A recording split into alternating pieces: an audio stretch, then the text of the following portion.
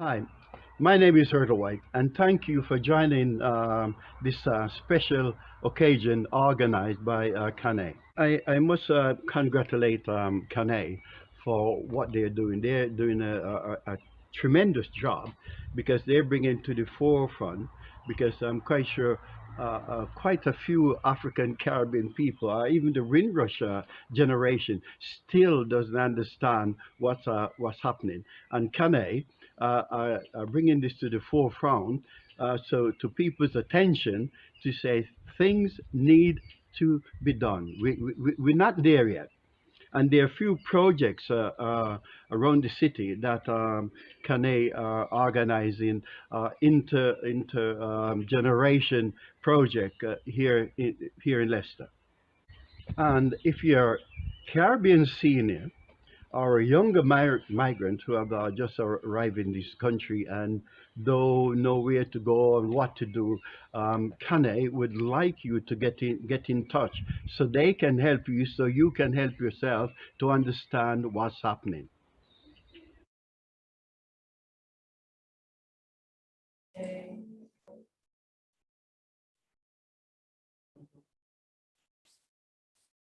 Hello and welcome to everybody watching online, especially our Windrush seniors who are also tuning in. My name is Gregory Smith, and thank you for joining us for this very special occasion hosted by Kaine as part of the Better Together Windrush project. Now, this broadcast is taking place at the Leicester Central Seventh-day Adventist Church. But I'm not here alone, as you can see. I'm joined by some very important people to my left and right, who I'll be introducing shortly. But before I do, we're going to remind you, or rather inform you about what's going to be taking place over the next few weeks as part of the Better Together project. However, we want to begin with a very short tribute by Ben Brown, who's the Chief Operating Officer at De Montfort University.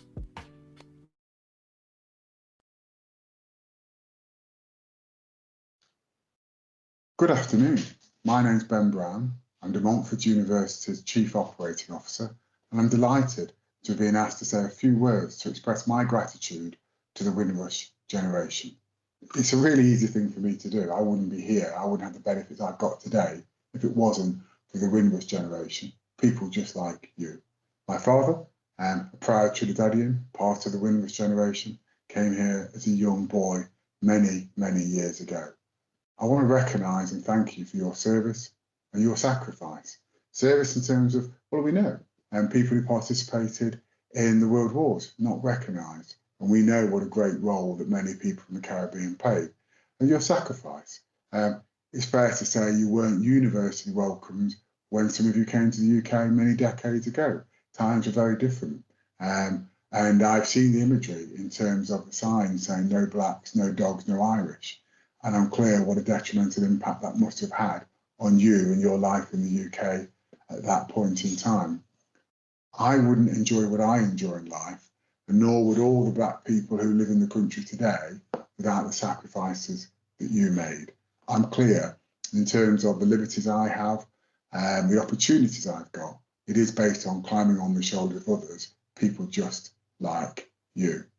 I think we need to acknowledge the impact of institutional racism and how the police have been to the black community in the past. Some of the impacts that are still here today in terms of the Windrush scandal, and that some of you have had to fight just for your right for citizenship in the UK that were promised you decades ago. And I know many of you are still fighting for that. And please make sure that you continue to fight for your rights. I want to acknowledge the massive cultural impact that people like you have had on the UK. Where would the UK be in terms of music-wise without the Windrush generation? Where would it be fashion-wise without the Windrush generation? And we should also acknowledge the contribution of South Asians, but in terms of South Asians, people from the Caribbean, where would UK food be? Boy, it would be bland without the spices and the cultural offerings we've got in terms of food. I'm only joking. No, not really. I do want to thank you for all that you've done for our community. And my final message is keep on talking. The younger generation, They need to hear about your experiences. They need to hear about what it was like back home, what you experienced when you came here, and just your experiences in general, just your life, your history. They need to hear it. It needs not to be lost. So I want to finish where I started. Thank you very much indeed, and congratulations for all you've achieved throughout your lifetimes, and thank you what you've done for people like me. Thank you very much indeed. Goodbye.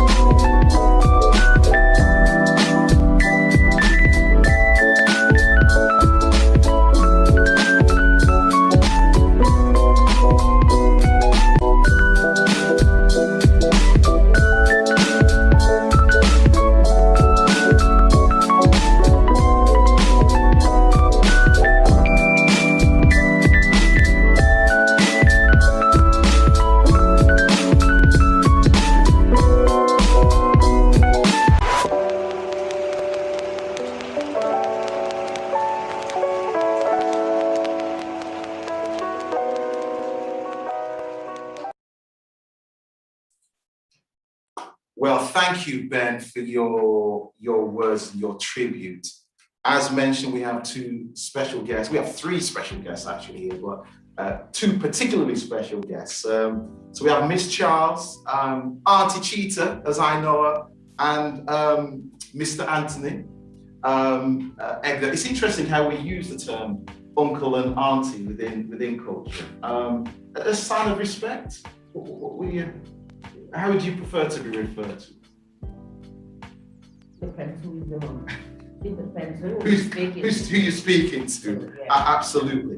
But I mean, it's just an interesting thing how we pick up on those things. You know, I know we have these sort of, we're quite used to using first names with seniors, but I know growing up, I never called nobody older than me by the first name. You know, that was a stern look, Miss Anthony, from a parent. It was a no-go. You refer to them as Mr., Mrs., or uncle or aunt. Yes, absolutely. Anyway, let me not digress. So we're interested in knowing about, perhaps I'm taking you back now, and I would like to ask the two of you, when did you first travel here? Can you take me back, when did you arrive here? I arrived in this country in 1965, and it was around March time when I arrived here. The weather wasn't cold as what I expected it to be, but I find it was different. And when I arrived in Leicester, with my mom and my dad, actually they first come out of the car and they told us to come. No. So straight away, I did not want to come out of the car because I thought they were going to buy bread because we're out there on the floor. Right. And the smoke was coming from the chimney. So I hesitated to come out. And then they said to me, well, we live here. And I find it very strange. But as I said, by growing up having respect and you don't talk back to your players, you come out and we went with them in the house. So I'm just understanding that. So basically, you looked at your new home here in England and thought, this isn't like what I expected in my mind or anything like home, what houses look back home. Was that sort of what you would? Definitely, I was disappointed because as I said, in the West Indies, in Antigua, although our houses, we love our house because our house was open up. The door was open up, you could run in and out, and you got this sunshine as well, and you always playing because you was at age of schooling, so you're playing. So we find it different and strange that the house was shut up and there was no sunshine. There was no sunshine. And it was all miserable to us. So this is how you receive this. I'd like to go to Miss Charles and get your reflections again. Tell us about the sights, sounds of first coming here. What was that like? When we came here. And when did you come here? September 19th.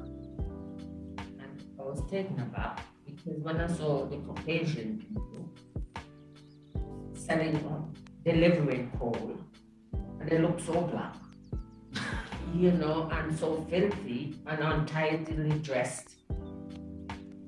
I couldn't believe I was in England because, and then like Anthony says, the houses, I thought they were making bread exactly like him because smoke was coming out the chimney. Right. And I couldn't understand why the houses were so close together. Right. You know, because back home, our houses are like detached houses. The space The between space, homes. yeah. Yeah. But here they were all Close together. together. And back home, the Caucasians were the ones that had shops and stuff, so they were clean. But we were working, not me, but us black people were working for them. So you obviously you came to because you know what many people all know is that you know it was a peak of sort of industrial. There were lots of factories churning out lots of smoke, and just in the cities, that is sort of thing you'd experience. Yes, we Yeah. Yes, we when we did. came. Yeah, sort of terraced houses, Yeah. factories, all in near proximity to each other. And all these cars. Smoke bellowing out of factories. But you the know. homes, because the reason why the smoke were coming out the houses that we learned afterwards is because they were keeping homes hot. They were keeping them warm. That's how you warm the homes. Because they didn't have central heat. Absolutely. So you had to have a coal fire to maintain. Yeah, the There was no central heating and things like that at the time. Right. So let me just ask you about, because of course this is an intergenerational project, Better Together project. So I'm trying to get an understanding from, you know, how seniors are viewed back home. What was your relationship like with people who were older?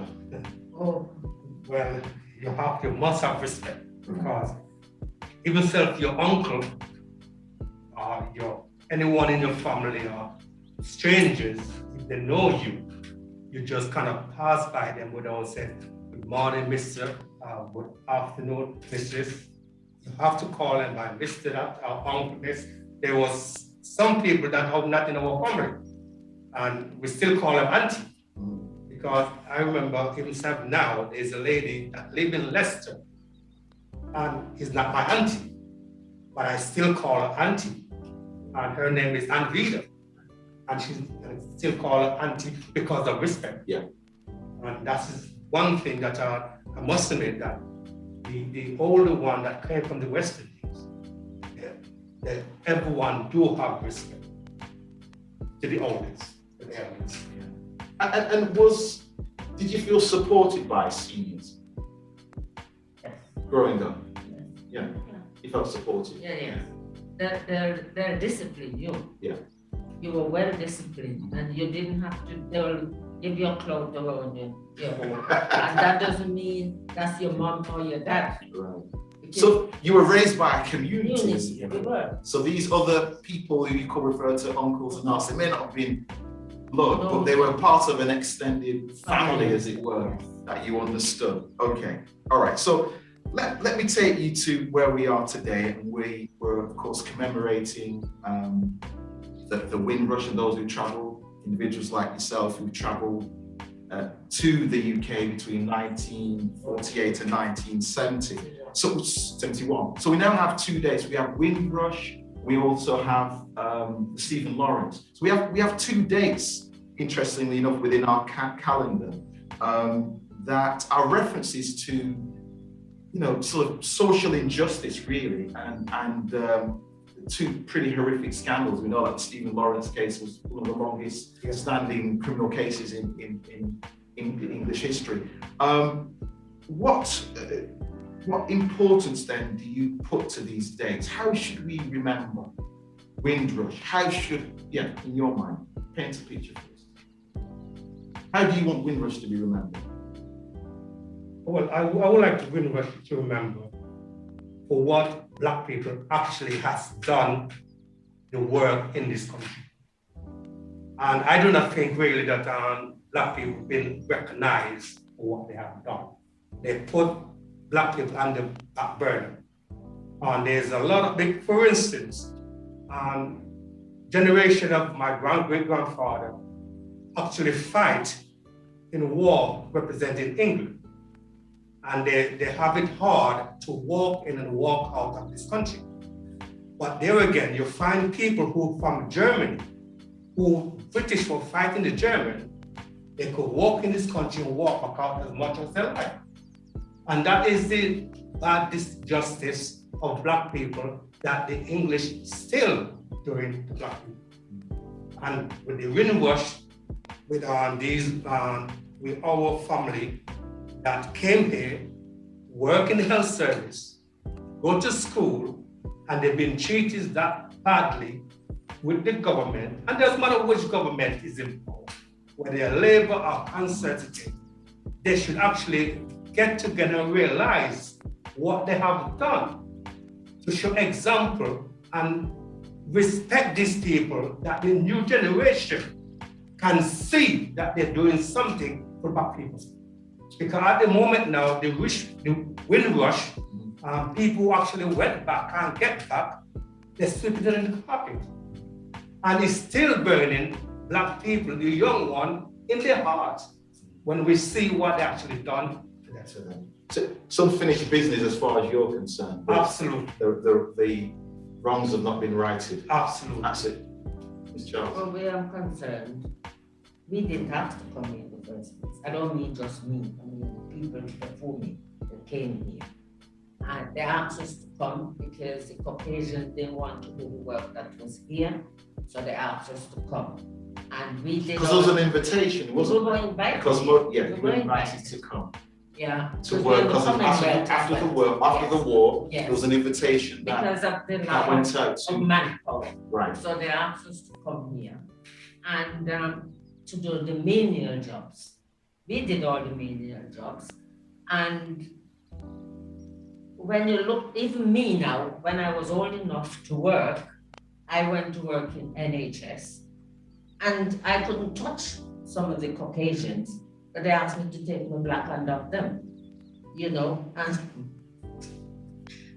yes. So there were struggles, Yeah, very much. there was much hardship. Being accepted. And I feel that now times past, that generation, the thing is, the government, like Mr. Anthony says, they need to get their heads together to sort things out because they've wronged us so much.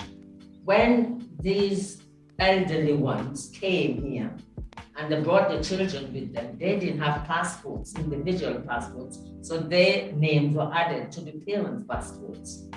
And after a while, the government threw these papers out. So these people that were here, some of them were born here, they grew up here, they went to school here, they got jobs, they're settled. But because now they applied for a passport, they can't get a passport. So they send them away. They don't want them, you know, and they belong here. Some of them died. And now they're saying they're going to give each individual £10,000. Where is it? Where is it? Clearly, there is. I think it's just because it's race. We are Black and they don't care anything about Black people because they're on their feet now. They don't need us anymore.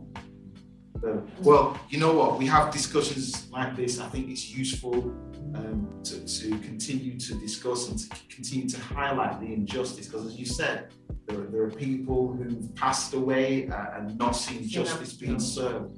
And so we can only continue to support those efforts that are continuing now to try to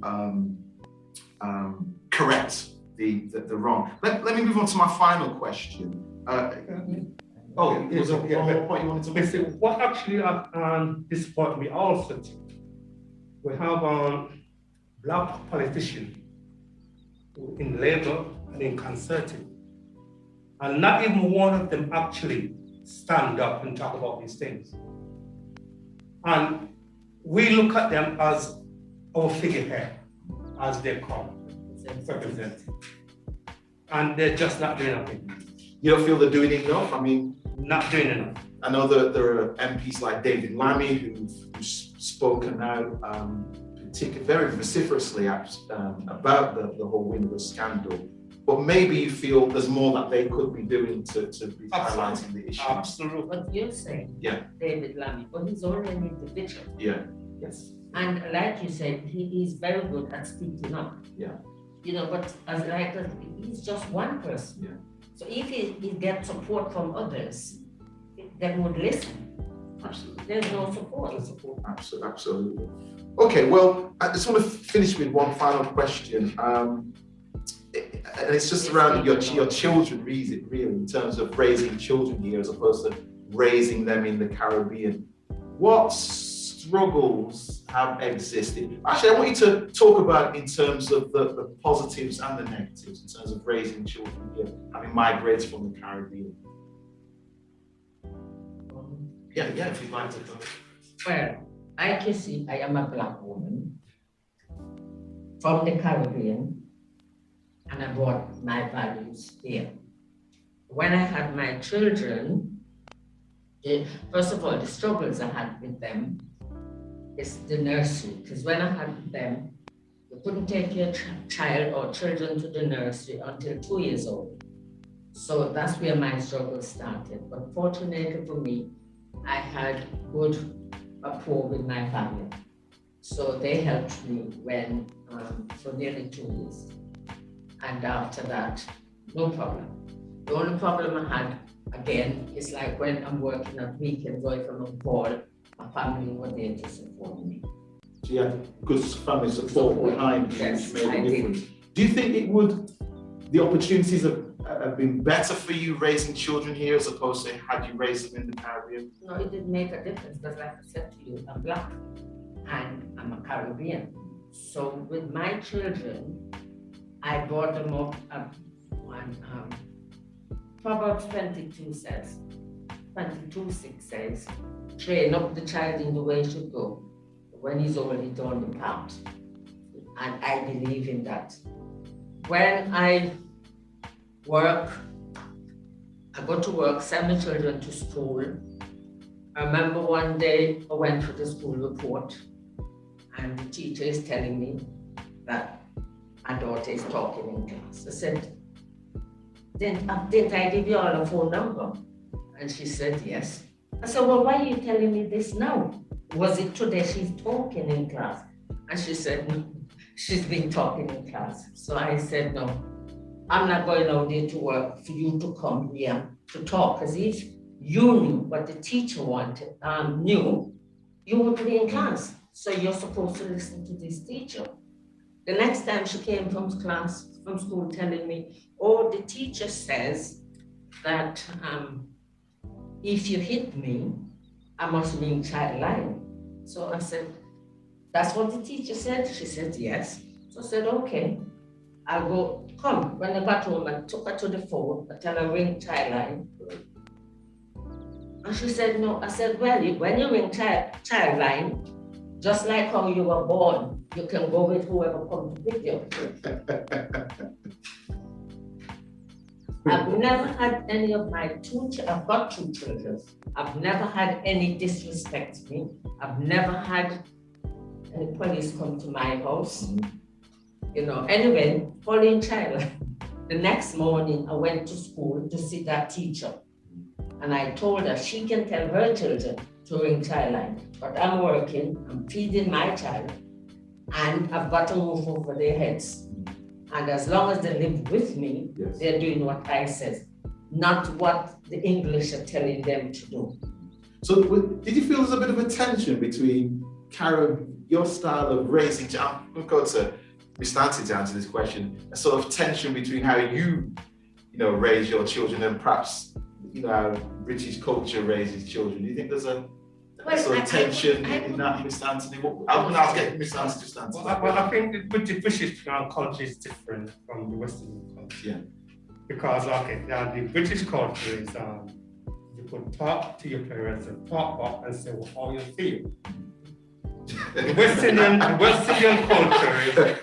we have our young person laughing at us. We're going to get your thoughts. The Western culture is, there's 2 lines. One line you could cross, middle line do not cross. Okay. That is respect. Yeah, and you could say some things in that line, but when you go beyond that line, that you're saying things out of content that you should actually say, and that is Western ways of bringing up kids. I must admit, with my two kids, I would say that my wife done a great job of bringing them up. And they came. Why do you exclude yourself from that? Well, yes, because yes. I was working long hours. Right. To make ends meet for us. So we have Mrs. Anthony to thank. Yes. Okay. She brought them up to respect and have manners. Right. And I must admit, they're still the same. How they're going to brought their kids up, it'd be different in English ways. Right. And that's something we cannot do. We just have to accept it. That's what it is. But we speak to them and tell them, look, how to bring them up. That's the way they have to learn. And by their mistake, they will learn from this. They'll learn from this.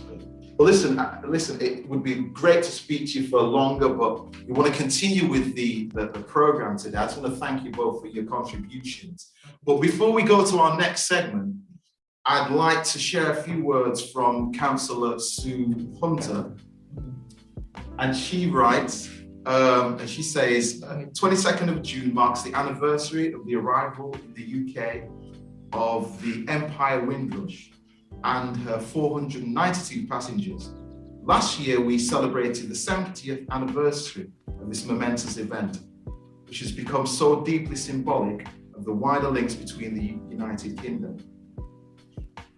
We want to mark this occasion and celebration by thanking our Windrush elders for their outstanding contribution that helped to build Leicester and Britain that we have today. Strong, vibrant, and multicultural. Without you, there'd be none of us. We salute you. We thank you for the work, dedication, and we thank you, for your work, dedication, and inspiration. We are proud to be called the children of Windrush. So those are words by Sue Hunter. So we're going to continue with the program and move to some online tributes that will be shared by other members of the community.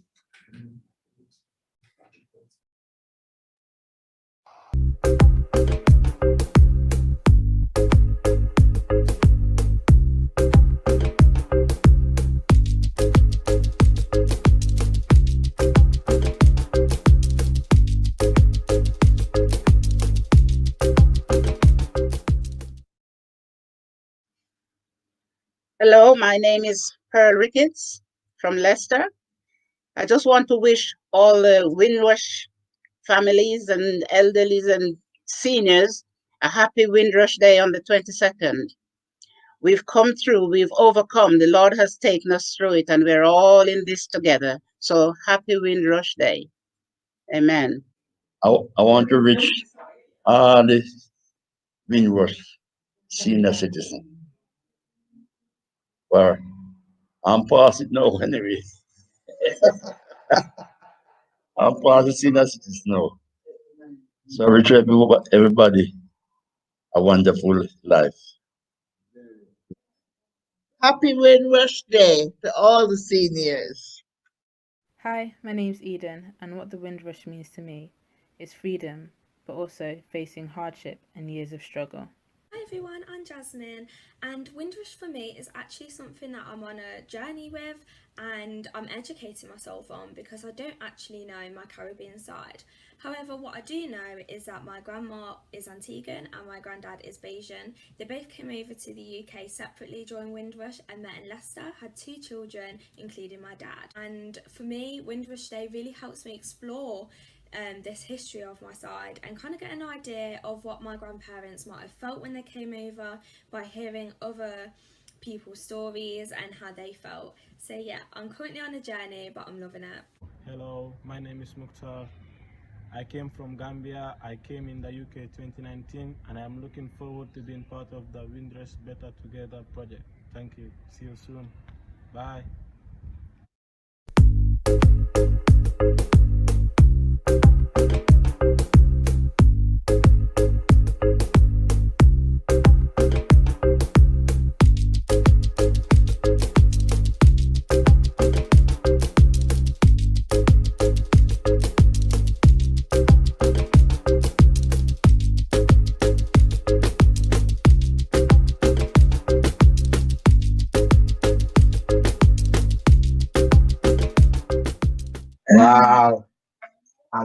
photograph. We should be showing this photograph maybe when you were young. Some people like that picture. I don't know why. Mm.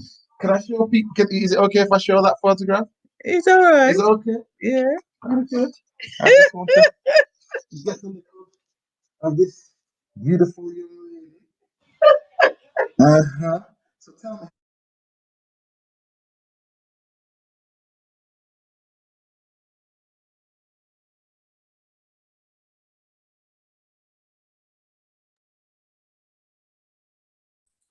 Thank you to all those who've just shared their tributes with us. So let me introduce this young lady to my left. Her name is Hannah.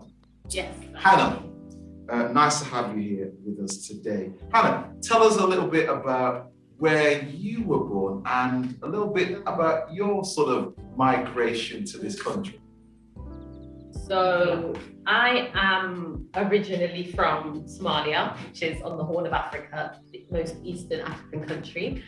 And I've never been to Somalia, obviously, but That's your story. in the 90s, when I was born, my parents had to flee from Somalia because there was a civil war happening, and the government in power was quite corrupt and attempting to exterminate different tribes that they didn't align with.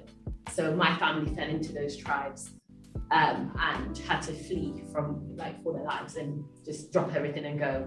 So my father, I'm trying to give as much detail. That's fine. So little as you feel comfortable giving. So my father, so Scandinavian countries were offering a lot of African countries asylum very quickly because of the situation, and my father moved to Norway and tried to set up housing for us before, because my mum already was, she had my brother was already born, my oldest brother, so she had a very like an infant baby. I think it was like 2-3 months, and so my father went ahead and set up everything and then sent an emergency visa, and then she came with her infant, and then my brothers and sisters were all born there, apart from my youngest sister. I'm one of 7.